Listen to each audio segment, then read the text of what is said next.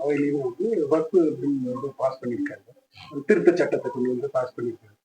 இதனால இது நிஜமாவே என்ன விதத்துல பாதிப்பு இஸ்லாமியர்கள் சிறுபான்மையினருக்கு பாதிப்பு என்ன விதத்துல இருக்கு? இல்ல இது பாதிப்பு இல்லை அப்படின்னு சொல்லிட்டு அவங்க பாசிட்டிவா சொல்றது, அது எந்த விதத்துல நியாயப்படுத்துறீங்க? இல்ல அனைத்து இந்திய அண்ணா திராவிட முன்னேற்ற கழகத்தினுடைய கழகத்தின் பொதுச் செயலாளர் புரட்சி தமிழர் எடப்பாடி பழனிசாமி அவர்கள் தெளிவாக பல காலகட்டங்களில் சொல்லியிருக்கின்றார்கள்.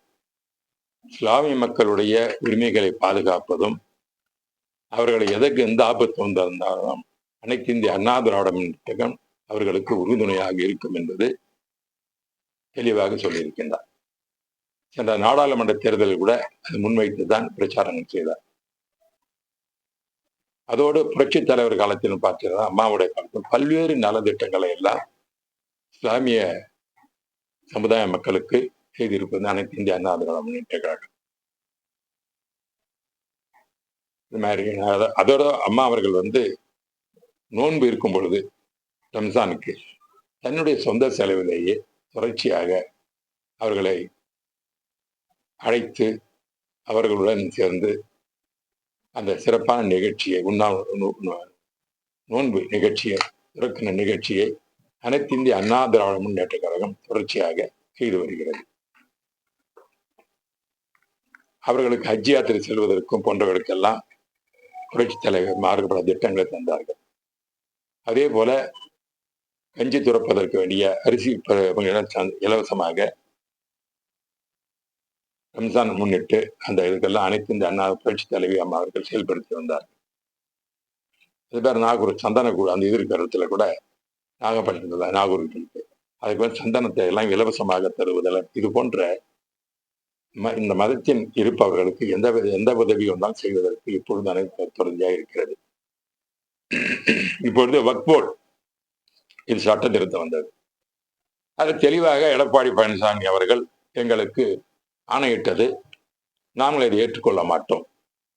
சிறுபான்மை மக்களுக்கு சந்தேகம் வந்தால் கூட அவர்களுடைய கருத்துக்களை முழுமையும் ஏற்றுக்கொள்ளாமல் எந்த சட்டத்தையும் மத்திய அரசு நிறைவேற்றக்கூடாது என்பதுதான் அனைத்து இந்திய அண்ணா திராவிட முன்னேற்ற கழகத்தினுடைய பொதுச் செயலாளர் முன்னாள் முதலமைச்சர் எடப்பாடி பழனிசாமி புரட்சி தமிழர் அவருடைய நிலைப்பாடு.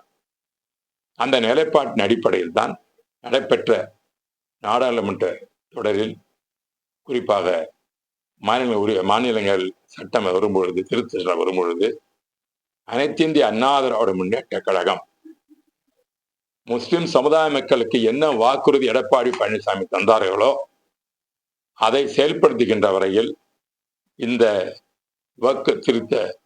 சட்ட திருத்த மசோதாவை அனைத்து இந்திய அண்ணா திராவிட முன்னேற்ற எதிர்த்து வாக்களித்திருக்கிறது. சட்டமன்றத்திலும் வேலுமணி அவர்கள் குறிப்பாக பேசினார்கள்.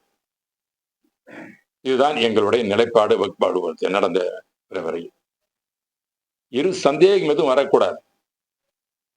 அதற்காக தான் இன்னைக்கு ஜாயின்ட் பார்லிமெண்டரி கமிட்டி கூட்டு எதுக்காக கூட்டினாங்க பில் இன்ட்ரடியூஸ் பண்ணும்போது நாடாளுமன்றத்தில் இந்த கமிட்டி இருக்கணும், சில கருத்துக்களை சொல்ல வேண்டும் என்பதற்காக. அதில் திராவிட முன்னேற்ற கழகம் அங்க வைத்தது இருந்தாங்க. சரி, அதுல வந்து சிலதெல்லாம் என்ன சொல்றாங்கன்னு நாங்கெல்லாம் சொல்லுங்க ஏற்றுக்கொள்ளவில்லை என்பது இப்பொழுது திமுகவின் வாதம். அப்படி இருக்கும் பொழுது அந்த சட்டத்தை நாடாளுமன்றத்திலே அறிமுகப்படுத்திய உடனேயே முழுமையாக திராவிட முன்னேற்றம் எதிர்த்திருக்க வேண்டும். அதே போல மக்களவையிலே நிறைவேற்றப்பட்ட பிறகு மானியங்களை வரும்பொழுதும் முழுமையாக எதிர்க்க வேண்டும். இதுதான். ஆனால் அவர்கள் செய்தது நாங்கள் வந்து மக்களவையில் உறுப்பினர் கிடையாது, எங்களுடைய கழகமானது இல்லை. மாநிலங்களில் நாங்கள் 4 உறுப்பினர்கள் இருக்கின்றோம் அனைத்து இந்திய அண்ணா சார்பாக. ஆகவே எங்களுடைய கழக தலைவர் எடப்பாடி பழனிசாமி என்ன சொன்னார்களோ அதற்கேற்றாற்போல் நாங்கள் முழுமையாக எதிர்த்து வாக்களித்திருக்கின்றோம்.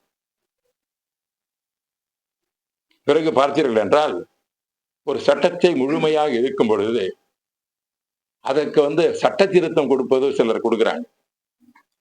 பார்த்தீங்கன்னா கொடுக்குறாங்க. அமெண்ட்மெண்ட்ஸ் கொடுக்குறாங்க. அமெண்ட்மெண்ட்ஸ்னா என்ன அர்த்தம்? இருக்கிற வந்த சட்டத்துக்கு சில திருத்தங்கள் வேண்டும் என்பது. அப்போ எதற்காக திராவிட முன்னேற்ற கழக உறுப்பினர்கள் சட்ட திருத்தத்தை எதற்கு கொடுத்தார்கள்? அப்ப அந்த சட்டத்தை வரவேற்று தானே நீங்க உள்ள, அதனால தானே கொடுக்குறீங்க. நாங்க ஒன்றும் கொடுக்கல. அனைத்து இந்திய அண்ணா திராவிட முன்னேற்ற கழகம் இந்த சட்ட திருத்தத்தை முழுமையாக எதிர்ப்பதன் காரணமாக நாங்கள் முழுமையாக எதிர்த்ததன் காரணமாக இந்த சட்டத்தை அந்த சட்டம் வரும்பொழுது சட்டத்திலே திருத்தங்கள் வேண்டும் என்பது சில கிளாஸ் சொல்றீங்களா, சில பகுதிகள் வரும்பொழுது தருவது தேவையற்ற ஒன்று. ஆனால் திராவிட முன்னேற்ற கழக உறுப்பினர்கள் இதை தந்திருக்கின்றார்கள். முதல்ல பார்த்தீங்கன்னாக்க ஒரு கிளாஸ்ல வரும்போது கனிமொழி சோமன் கொடுத்திருக்காங்க, சட்ட திருத்தம் அந்த மசோதால கொடுத்திருக்கிறாங்க. அடுத்தது பார்த்தீங்கன்னா திருச்சி சிவா கொடுத்திருக்கிறார் அந்த இதுல. அதே மாதிரி இவங்களை பார்த்தீங்கன்னாக்க கேரளாவில் வந்திருக்கின்ற கம்யூனிஸ்ட் கட்சி உறுப்பினர்கள் கொடுத்திருக்கிறார், திருத்தங்கள்லாம் கொடுத்திருக்கிறார். திரும்ப தான் திருச்சி சிவா 142 ஒரு திருத்தத்தை திருச்சி சிவா கொடுத்திருக்கிறார். இதே போல திருச்சி சிவா மீண்டும் சில கிளாஸ்ல திருச்சி நான் பாருங்க எத்தனை கொடுத்திருக்காருன்னு பார்க்க ஒன்னு பாருங்க கொடுத்திருக்கிறார். நான் ஒன்னும் போய் சொல்லல. கிளாஸ் 8ன்னு வரும்போது பாத்தீங்கன்னாக்க திருச்சி சிவா அவர் பேர் இருக்கு, மற்றவர்கள் கொடுத்திருக்கிறாங்க, அவர் பேர் இருக்கு கிளாஸ் 8ல. அந்த கிளாஸ் 8 மொழியும் திருச்சி மீண்டும் பாத்தீங்கன்னா கனிமொழி சோமு. ஆமா ஆமா, அது ஏத்துக்கிட்டாங்க. இந்த சட்டத்தை ஒத்துக்கிட்டாங்க, கவர்மெண்ட் ஏத்துக்கிற மாதிரி அர்த்தம். சஜஸ்ட் பண்றாங்க. அப்ப நீங்க முழுமையா எதிர்க்கிறதுனா எதுக்கு திருத்தம் கொடுக்குறீங்க? நீ முழுமையாக எதிர்க்க வேண்டும் என்றால் நீங்க ஜேபிசி மெம்பரா போனீங்க, உங்க கருத்துக்களை ஏற்றுக்கலன்னு சொல்றீங்க. இந்த பில் வரும்போது எதுக்காக நீங்க திருத்தம் கொடுக்குறீங்க? நீ மொத்தமே சொன்ன இந்த சட்டத்தை ஏற்றுக்கொள்ள மாட்டோம் முதல்ல இருந்து. அது ஒரே ஒரு திருத்தம் கூட சொல்லியிருக்கலாம். முதல்ல பேசுறாங்கல்ல, பில் பாஸ் பண்ணது முக்கியம். பில் ஒவ்வொரு கிளாஸ் எடுக்கும் போது அமெண்ட்மெண்ட் எது கொடுக்குறீங்க? அப்பொழுது நீங்கள் எதிர்ப்பதாக சொல்லிவிட்டு இங்க நீங்க ஒவ்வொரு கிளாஸுக்கும் எத்தனை இடத்துல கிளாஸ் 11 ஒவ்வொரு கிளாஸ்ல திருச்சி சிவா இதுல அப்ப இந்த ஏற்றுக்கொண்டு இருந்தா அப்ப நீங்க ஏத்துக்கிறதா அந்த வக்போர்டு ஏத்துக்கிறதுன்னு அர்த்தம். வக்போர்டு பில் முழுமையாக எதிர்க்க வேண்டும், இதுக்கு அமெண்ட்மெண்ட் கொடுக்கணும். இந்த திருத்தங்களை எல்லாம் கொண்டு வராங்கன்னா சரி பாரதிய ஏற்றுக்கொண்டு இருந்தா. அதே மாதிரி கனிமொழி பாருங்க, எத்தனை திருத்தங்களை திரும்ப கனிமொழி சொல்லணும் திமுக கொடுத்திருக்கு, திரும்ப திருச்சி சிவா கொடுத்திருக்கிறது பாருங்க கொடுத்திருக்கிறார். கிளாஸ் 23 வரும் பாருங்க, அதுல திருச்சி சிவா கொடுத்திருக்கிறார். இந்த கிளாஸை மாற்றணும். அப்ப இந்த கிளாஸை மாற்றிக்கொண்டே விட்டா நீ சொல்ற ஏத்துக்கிட்டா அப்ப இந்த வக்போர்டு ஏத்துக்கணும் தான் அர்த்தம். கிளாஸ் 37 வருது பாருங்க, அதே அதுல அதை திருச்சி சிவா கொடுத்திருக்கிறார். பிறகு கிளாஸ் 41 பாத்தீங்க திருச்சி சிவா கொடுத்திருக்கிறார். திருச்சி சிவா பேர் இருக்கு, ஆனா மறைச்சு பேசுறேன்.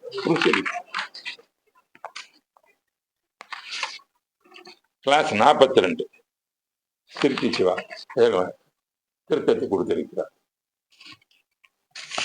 கிளாஸ் 41 இதுலயும் அவங்களோட கம்யூனிஸ்டுகளும் இவங்களோட கொடுத்திருக்கிறார். திருத்தம் இதற்காக சட்டத்தையே நீங்கள் ஏற்றுக்கொள்ள மாட்டோம் என்று சொல்லிவிட்ட நீங்கள் இந்த கிளாஸ் வரும்பொழுது திருத்தங்களை கொடுக்கிறீர்கள் என்றால் நீங்கள் அதை ஏற்றுக்கொண்டுதான் அர்த்தம். இந்த பில்லை நீங்க ஏத்துக்கிட்டு தானே கொடுக்குறீங்க. பிறகு பேசுறது இருக்கட்டும். இந்த பில்லை நீங்க முழுமையா எதிர்க்கும் பொழுது எதுக்கு திருத்தம் கொடுக்குறீங்க? நீங்க இதெல்லாம் நீங்க சேர்த்துக்கோங்கன்னா அப்ப நீ வக்போர்டு பில் ஏத்துக்கிறது தானே அர்த்தம். இந்த திருத்தங்கள் இவர்கள்லாம் கொடுத்திருக்காங்கல்ல, இந்த திருத்தங்களை கொடுத்திருந்தால் திராவிட முன்னேற்ற கழகம் தானே கொடுத்திருக்குது. பேரு சொல்லி ஒவ்வொரு பேரும் காமிச்சிடலாம் உங்களுக்கு. இவர்கள் கொடுத்திருக்கும் பொழுது ஏதோ நாங்கள் முஸ்லிம் சமுதாயத்துக்கெல்லாம் இதா இருக்கிறோம், இந்த பில்லவே முழுமையாக எதிர்த்தீங்க, அது வேற. நாங்களும் எதிர்த்தோம். நாங்கள் இதற்கு திருத்தங்கள் கொடுத்தால் ஏற்றுக்கொள்வோம் என்றது அனைத்து இந்திய அண்ணா திராவிட எங்காவது ஒரு திருத்தம் கொடுத்திருக்கிறதா என்பதை திராவிட முன்னேற்ற கழகம் நிரூபிக்கட்டும். நாடாளுமன்றத்தில் 12 காலமாக 10 ஆண்டுகளாக நாடாளுமன்றத்தின் துணை சார்பாக பணியாற்றியவன், சட்ட அமைச்சராக இருக்கிறேன்.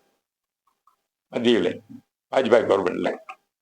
பிறகு அதுக்கு பிறகு பிரிசைடிங் ஆஃபீஸரா வந்து ஒரு 5 வருஷம் பேனல் சேர்மன் இருந்திருக்கார். 15 வருஷம் நாடாளுமன்றத்தில் இந்த சட்டங்களை எல்லாம் முன்மொழிந்ததை நடத்தியிருக்கிறார். நவர்த்தியம் என்ற முறையில் சொல்கின்றேன், ஒரு சட்டத்தை நீங்கள் ஏற்றுக்கொள்ளாவிட்டால் முழுமையாக ஏற்றுக்கொண்டிருக்க வேண்டிய வழிய திருத்தங்கள் தருகிறேன் என்றால் திருத்தங்கள் ஏற்றுக்கொண்டு விட்டு இருந்தால் என்ன அர்த்தம்? அதுதான் திராவிட முன்னேற்ற கழகம் இரட்டை வேடம் போடுகிறது என்று சொல்வதற்காகத்தான் இப்பொழுது சொல்ல வருகிறேன். ஒரு வக்ஃப் போர்டு சட்டம், இந்த சட்டமே வேண்டாம் என்று அனைத்து நான் தெளிவாக நின்றோம். நான் அதனால்தான் எந்த திருத்தமும் கொடுக்கல.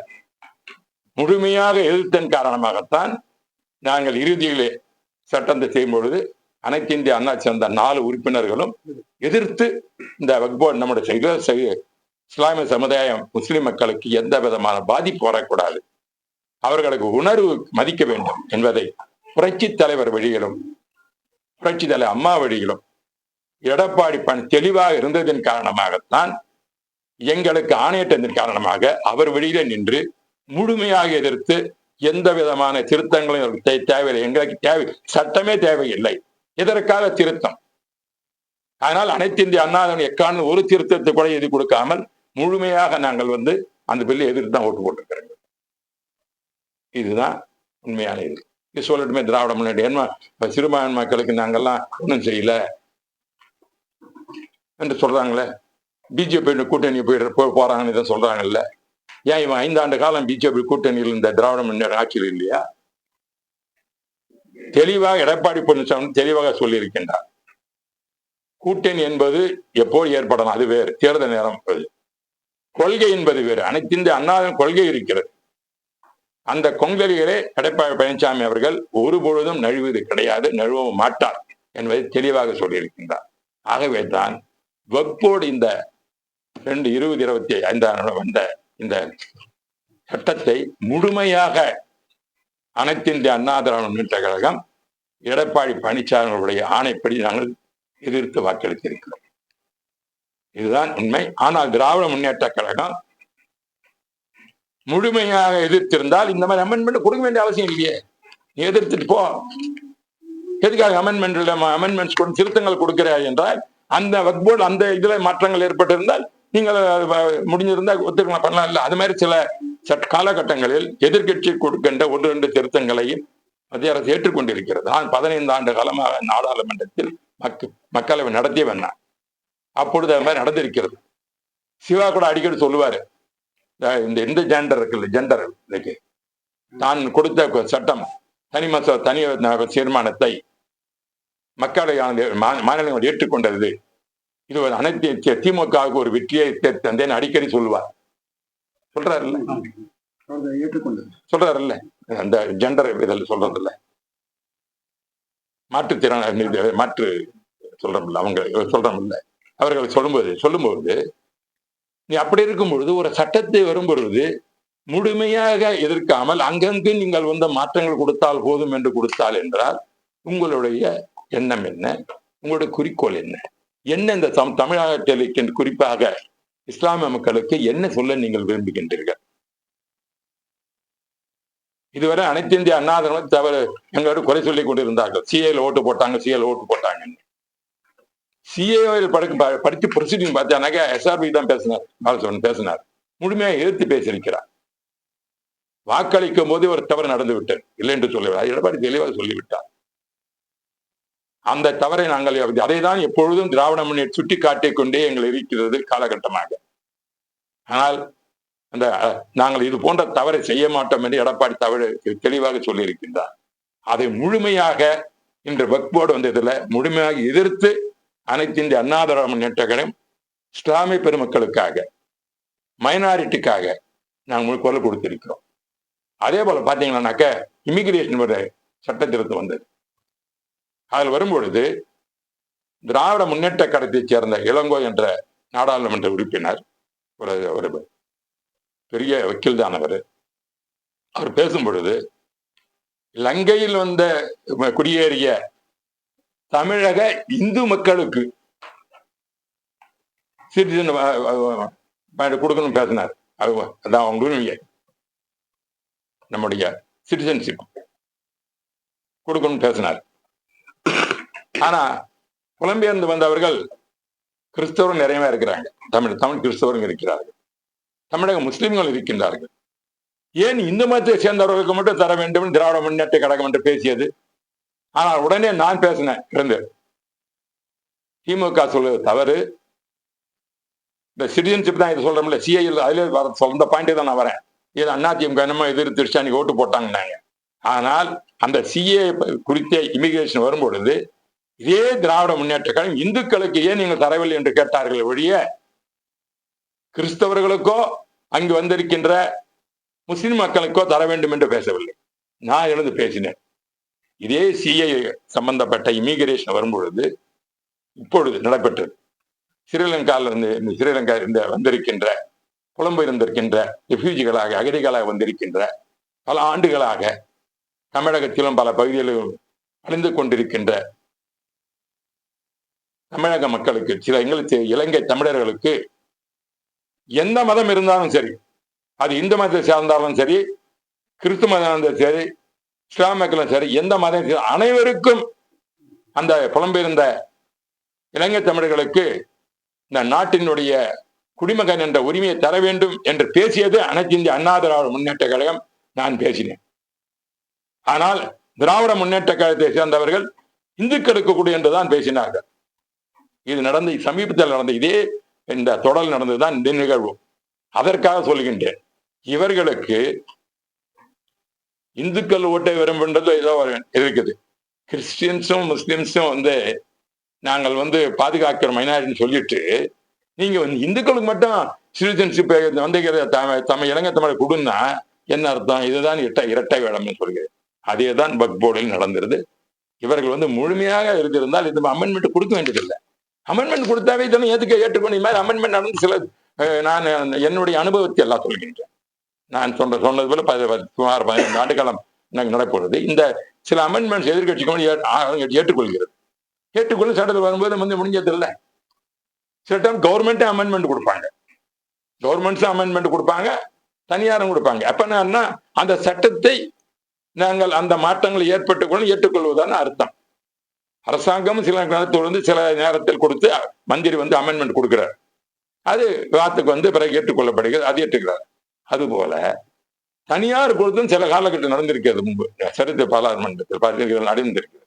அப்பொழுது இந்த திருச்சி சிவா, கனிமொழி போன்றவர்கள் கொடுத்த வக்ஃப் போர்டுக்கு அமெண்ட்மெண்ட் ஏற்றுக்கொண்டிருந்தால் அது வக்ஃப் பில் ஏற்றுக்கொண்டதான அர்த்தம். என்ன இதுக்கு சொல்றாங்க?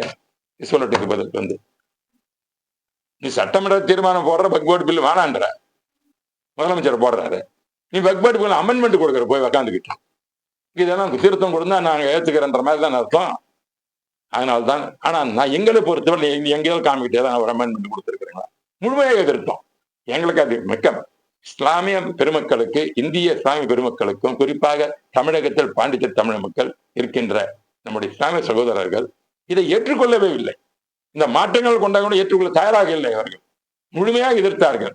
அந்த முழுமையாக குரல் கொடுத்தது எடப்பாடி பழனிசாமி, தமிழகத்தினுடைய முன்னாள் முதலமைச்சர், கழகத்தினுடைய பொதுச் செயலாளர், புரட்சி தமிழர் என்பதை உணர்வுடன் காட்டியது அனைத்து இந்திய அண்ணா திராவிட முன்னேற்ற கழகம் நடைபெற்ற இந்த போர்கள். அதுதான் நடந்தது.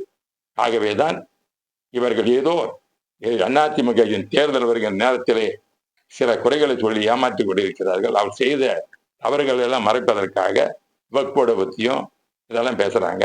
ஆனா நாங்கள் தெளிவாக இருக்கின்றோம். அனைத்து இந்த சிறுபான்மை மக்களுக்கு எப்பொழுதும் உதவுகரம் தருவோம், அவர்கள் உரிமையை பாதுகாப்போம். அதுதான் உண்மையாக நடந்தது. அதுதான் சொல்ல நான் உங்களுக்கு விரும்புகிறேன். அதை விடுங்க, இந்த சப்ஜெக்ட். இப்ப உள்துறை அமைச்சருக்கு எனக்கு சந்திச்சீங்க. இப்ப நாளைக்கு பிரதமர் வராரு, எடப்பாடி பழனிசாமி அவர்கள் சந்திக்க போறாங்க அப்படின்னு சொல்லி அது வேறங்க. நான் பேசுற பார்லிமெண்ட்டை பத்தி ப்ரொசீடிங்ஸ், நான் ஒரு மெம்பர்ன்ற முறையில நான் நாடாளுமன்ற உறுப்பினர். நாங்கள் வாக்களித்தோம். இந்த வக்ஃப் போர்டு முக்கியமான ஒரு செய்தி. திமுக இரட்டை வேடம் ஆடுகிறது என்பதை சொல்வதற்காகத்தான் உங்களை. அதே மாதிரி இலங்கை தமிழர்கள் அகதிகளுக்கு வரும்பொழுது இந்துக்களாக இருக்கின்றவர்களுக்குத்தான் உரிமை தர வேண்டும் என்று இளங்கோ என்ற நாடாளுமன்ற திமுக உறுப்பினர் பேசியிருக்கிறார். அங்க இருக்கிற முஸ்லிம்களுக்கோ கிறிஸ்தவர்களுக்கு தர வேண்டும் என்று குரல் கொடுக்கவில்லை. இந்த சிட்டிசன்ஷிப்ல வந்து அன்னைக்கு நடந்து போச்சுன்னு சொன்னீங்கல்ல, அதை சரி செய்வதற்கு சரியான முறையில் நாங்கள் உணர்ந்துதான் எடப்பாடி பழனிசாமி அவர்கள் தெளிவாக சொன்னதன் காரணமாகத்தான் நான் என்னுடைய உரைகளை பேசினேன். வந்திருக்கின்ற கிறிஸ்தவர்களுக்கும் இருக்கட்டும், அதே போல இஸ்லாமிய தமிழர்கள் வந்திருக்கின்ற எங்களுக்கு தர வேண்டும் என்று தெளிவாக பேசியிருக்கின்றனர். ஆகவே திராவிட முன்னேற்ற கழகம் சிறுபான்மையினுடைய இஸ்லாமிய வாக்காளர்கள் பெறுவதற்காகத்தான் நாடகம் ஆடுகிறார்கள் வழிய உண்மையாக அவர்கள் எதுவுமே செய்வதில்லை என்பதுதான் குறிப்பாக நடந்த 2 நிகழ்ச்சிகள், நாடாளுமன்ற நிகழ்ச்சிகளை உங்களுடைய பார்வைக்கு தமிழக மக்களுக்கு உண்மை புரிந்து கொள்ள வேண்டியதற்காகத்தான் இங்கே சொல்லியிருக்கேன். இதுதான் என்னுடைய கருத்து.